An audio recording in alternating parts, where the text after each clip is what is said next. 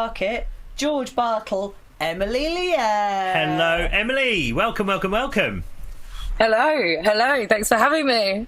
No, well, we're delighted that you can be our first guest. Can I say guest? Is that a bit formal? Our first chat. Our first chinwag. Yeah, our first chat. Because we met you for the first time at the Bracklesham Ukulele Weekend last October in Eastbourne. Having booked you, and I know it sounds ridiculous, but we booked you on a recommendation from one of our regular attendees who said, you have got to book this girl. And so we went. By jingo, were we happy that we did? Do you know what? It was brilliant. But we can see from your surroundings that you're not in Opera-lele HQ with us here. No. So tell us a little bit about your living arrangements. Yeah. I mean, not too personal. Where are you living at the moment? I'm in a van, which actually at some point you might hear the road going because I'm not in the most quiet of areas that I normally go to. This is near to where I need to be at the moment. But yeah, in case then people want to see my little setup, here she is. Nice. Old little Tinkerbell. Don't know if I just shone this light in your face as well. But you editing buttons exist, don't they? Yeah, exactly. That's her name, right? Tinkerbell. Tinkerbell, but if you're gonna get formal, her original name was Diana, and I found out that Diana was a goddess, and a goddess of the forest and war as well, actually. But we all need a bit of war sometimes. But but Tinkerbell is her name, her pet name. And where are you in Tinkerbell at the moment? Where are your adventures taking you? Well, Portsmouth at the moment for the winter. I sort of go home back to my roots for the winter, and then once the festival season hits back up, just wherever the gigs are taking me, we'll just sort of travel around. But yeah, by the sea at the moment. Well, not literally now though. This is road a at the moment. Horrible industrial estate. This is the non-glamorous part of van life where I am at the minute. Yeah, I'm sure. So when does festival season start for you? I would say it would be June, but you never know. There could be things that come in beforehand, but June will be when it's like people asking me to meet up. I'm like, I don't make plans June onwards. I'll make a plan, but don't necessarily expect that I can make it, because if a gig comes up, I obviously take the gig. And so I'm that friend now. Yeah. You've got it though, haven't you? Well, it's like the main bulk of Any performer, I think, when they say oh, can you come to this? Oh no, I can't, I've got rehearsals. Oh no, I've got a gig. That's just our stock response now. And it's when people expecting, they're like, but people start to understand, don't they? And they go, no, that's fine. I get that. So it makes it. So you've travelled a massive amount, and not just from a time point of view, but you've travelled far, right? You spent how long in Australia? A year and 6 months, as long as they would have me, really, because I didn't finish my farm work, so then I had to leave. So I was there a year and 6 months, and then New Zealand for 2 months. But I was only meant to be in New Zealand for like a week, trying to get my Australian visa sorted again, and then ended up there 2 months, which was very happy that I did. It's beautiful there. Have you got a favourite place that you've visited? I mean, either in the UK or abroad. Is there somewhere that in a heartbeat you would return to? See, I'd love to go back to Sydney, but more for the people. There was a hostel I stayed in there where we used to jam. They had like this little area. They had a nice garden, but it was down in the basement, and we used to jam there. And I'd love to go back and just like join in there. Once when I was busking and like I'd got tonsillitis, I spoke to the lady that owned the place. I was like, I'm so sorry, but I can't pay my rent right now. She was like, Emily, I can see you go out with that busking trolley every single day. She's like, just pay me back when you're back, when you're up and running again. So it was a proper home from home. So yeah, maybe I'd go back to Sydney and say hello to some people. That's lovely. Nice. That's great. So I know that you play. You're here because you play ukulele, but has it been your go-to instrument? Sort of give us an idea about your instrument journey, as it were. My instrument journey. Yeah. Well, I started on the triangle. No, so I'd say I am a vocalist. I did musical theatre, was in some bands, and then we always lowered the songs for me. And then so I could never practice without the band. And so then once I left, or they just split up, I ended up being like, right, I'm going to learn an instrument. So I went to the usual acoustic guitar, and I was like, I can't play this at all. And because I wanted to sing straight away, and my stepdad had a ukulele, so I was just like, I'm going to give that a go. And that day I was playing and singing, and I was like, right, sold. This is the instrument for me from now on. And yeah, I think it'd been my best friend, and still is my best friend. It will be my oldest friend. But it got me round travelling. Like, if I ever travel, it would be the ukulele. Like, I remember seeing people with their busking trolleys, and mine was such a simple setup because you've got this tiny little instrument, and then I just had a little trolley. Whereas anything else, and flights, the ukulele, and it's such a happy instrument. But now I am on the guitar as well, so I feel like I've betrayed the ukulele. But what I'm doing is, my old album stays on the ukulele, it won't be learned on the guitar. This new album has been on the guitar, and then I am thinking I might put on the ukulele, because some of them might, even though they're quite strong and fierce, there might be something quite beautiful in the niceness of the uke to the anger of the song. So that's an idea. But the next album, I'm thinking I want to bring them together in some sort of beautiful harmony. So yeah, bring them together. I like it. I think that's a really yeah. idea. So what are you playing? What's your make of uke? It's a Kala, this one. Mm-hmm. My first proper buy ukulele was a Fender, a Sunburst. I don't think you can get it anymore, and don't let this ukulele hear me, but I loved that ukulele was absolutely gorgeous and suited me for a long time. But yeah, now I've got a Kala. I'm looking into getting like a 6 or an 8 string ukulele. Nice. Where you could get the double. That's what I want next. And you alluded then to a second album, which we know you've just, or at least at time of recording, you've just been in the studio. Is that now? Have you done all of the recording now? Is there still more to come? Yeah, no. Well, I'm one of the. It's so hard as a musician, isn't it, finding money for the things that you want to do. So I just have this thing of just turning up at studios and going, right, record me for 2 hours, and then that's that. So it's a sort of live. It was done at most in 2 takes. So there's a few songs that were just done in 1, and then a couple that I did twice, and then I've sort of gone, okay, I like that half and that half. So it is done.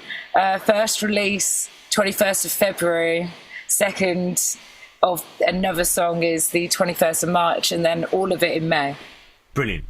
Well, we will share that widely, because... Do we have the title of the album yet? It's called The Road to Power. Oh, I love it.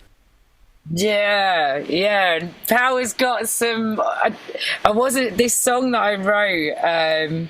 music is therapy, isn't it? Absolute therapy. And this song that I wrote was very much that. And when I finished it, I was just like, oh my God, like, I'm excited for the next album with it.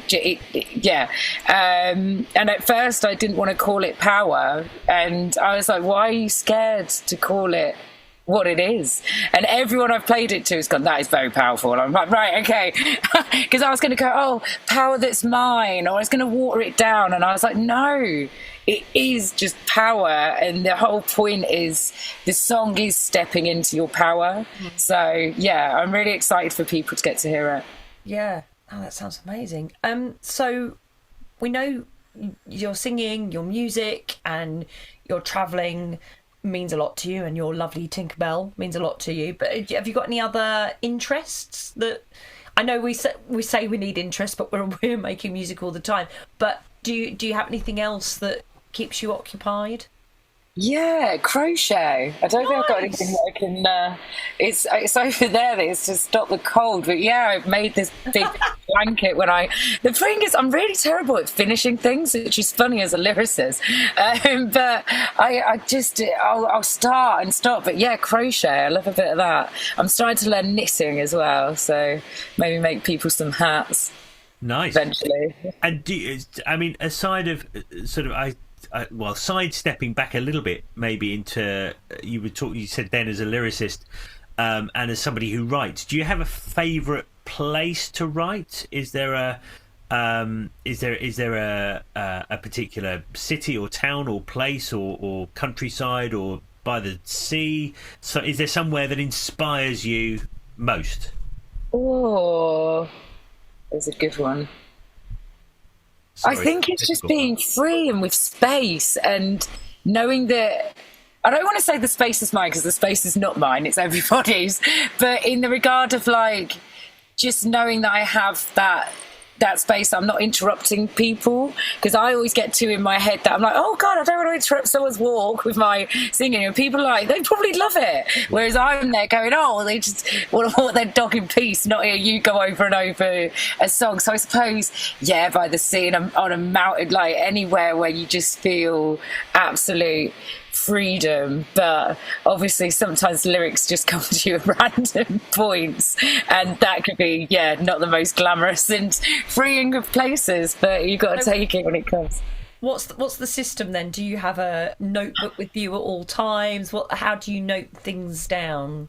Yeah, I've newly got a notebook. I was always doing it on my phone, but lately I've been really trying to get away from technology. So I've now got a notebook, and I found that it actually flows a bit better for me. So I've got a book that then my lyrics go into once they're finished. Yep. And if I'm pretty sure that it's the ones that I want, then I'll write them in there, even if it's not quite finished, and then I'll add to it. But then I got another book which I can so then I didn't care, because when I was using this other one, I was like, oh, but I don't want to ruin it. So then I was like, right, okay, to another little book, and you could just write loads of stuff.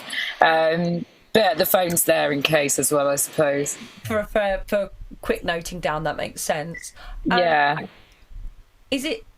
I know it's different for every songwriter, but lyrics first, music second? What comes first? I'm intrigued. I think it's sort of together in a way. The thing is I'll write lyrics, and then I don't necessarily do anything with them, and they sit there. And then if I'm good, and one of my songs from the Wander album, I took lyrics, I was like, wait a minute, I know I've got something written there that's going to work for this song, even though they were written in different contexts, but it still worked well. So if I'm good and I remember, I'll then bring them back out. But normally, I think what will happen is I'll come up with something on the uke or guitar, and then I will sort of sing a sort of melody over that. And then once I've got that, it's when I'll start properly placing lyrics onto it. Nice. Now, great. We of course now need to refer to you as the Uke award-winning Emilie Lierre. So first of all, congratulations, Uke winning buddy. Oh yeah, no, it looks so cute there as well.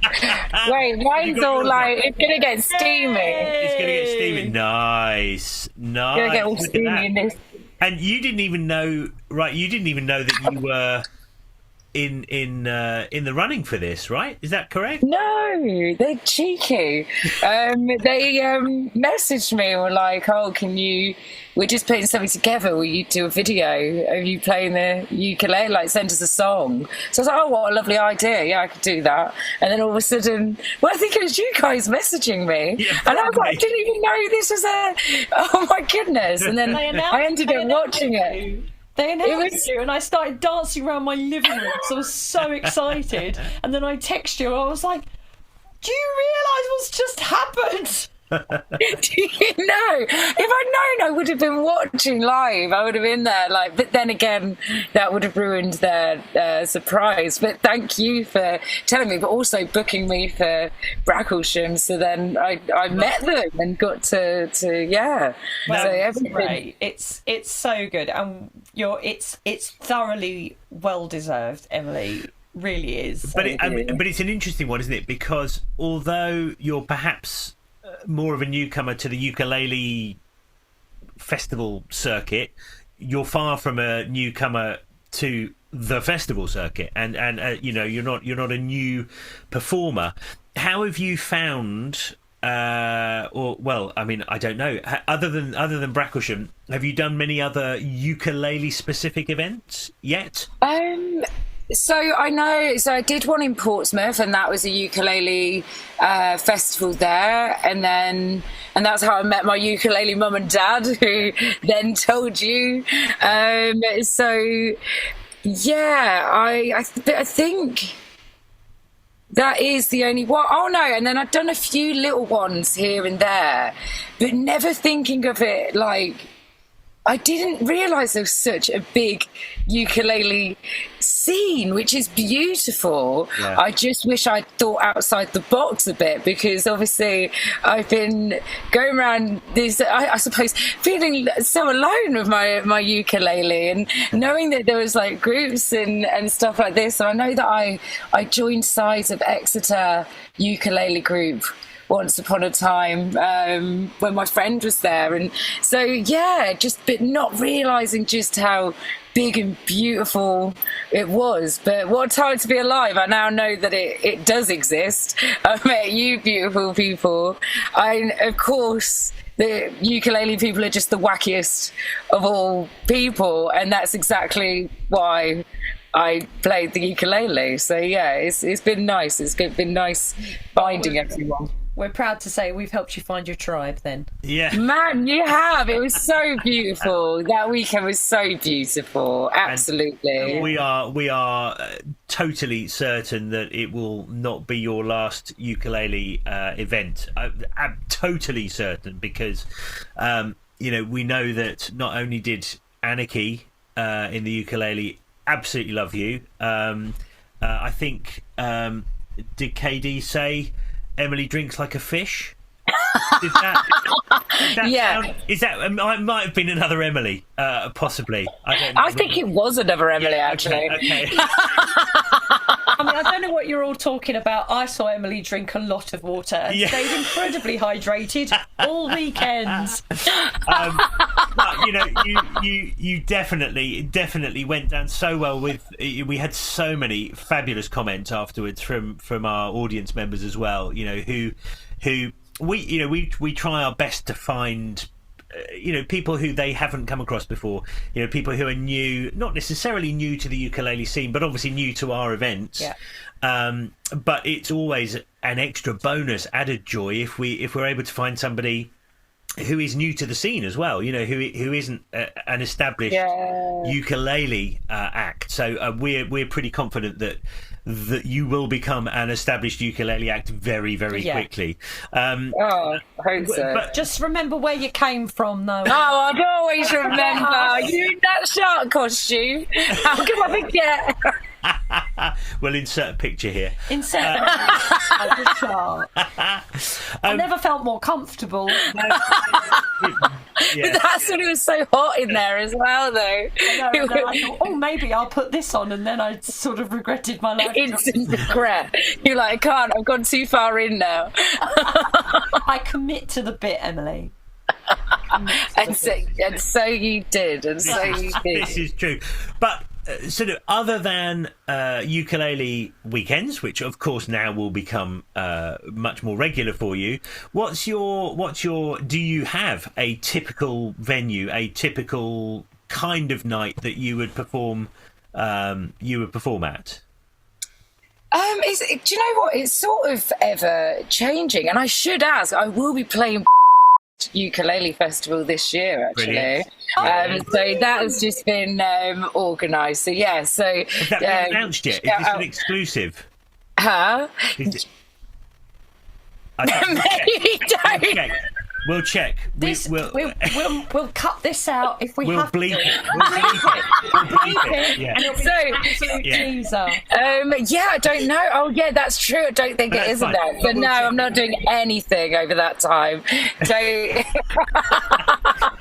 So if Ukulele Festival are interested, you're free that weekend, is what you're saying? yes, they're interested. Yeah, I You think happen Misty to be in as well that weekend. You need to make sure you I just happen to be all the time. I'm going to be beeping lots during this bit. my goodness. But so assuming that we're allowed, by the time this interview goes out, assuming we're allowed to advertise that, then of course we will. And that would be fantastic. We haven't done, but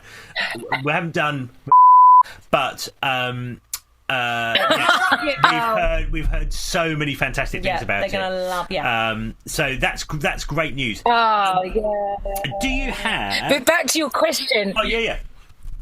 Oh, yeah. So, yeah, it is changing. But what I'm finding now is that I am able to do my originals. So it used to be very much I'd just do covers and I'd sneak my originals. But I'm getting more nights now where I can do just my stuff, so I'm quite enjoying that.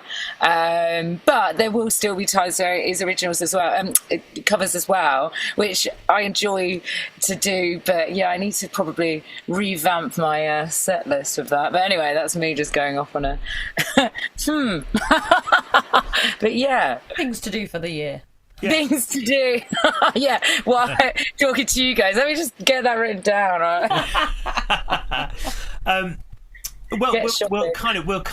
We'll wrap up in a moment or so, because we'll try and keep this brief, although it's impossible with us. But do you have any? Is there anything? Not even necessarily musical, but is there anything in your life that you have a major ambition for, or in fact you might even be planning for? You know, it might be a trip to or something like that. But is there anything in your life that's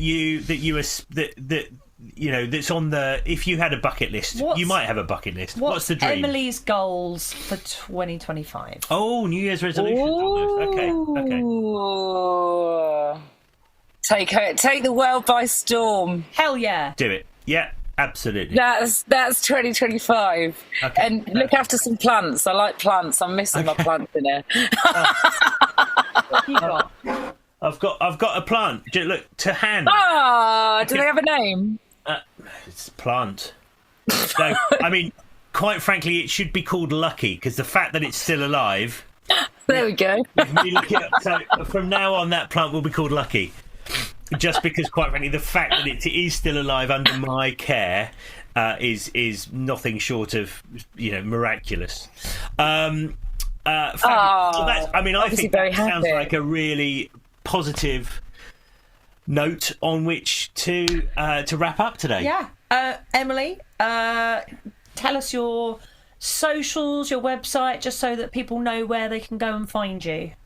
Yeah, Emilie Lierre, for all of them, really. So Instagram, TikTok, if you do that, I'm trying to do it. Facebook, try them. I'll be on one of them, I'm sure.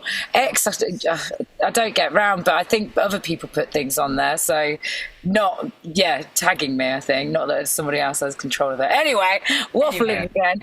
But yeah, Emilie Lierre.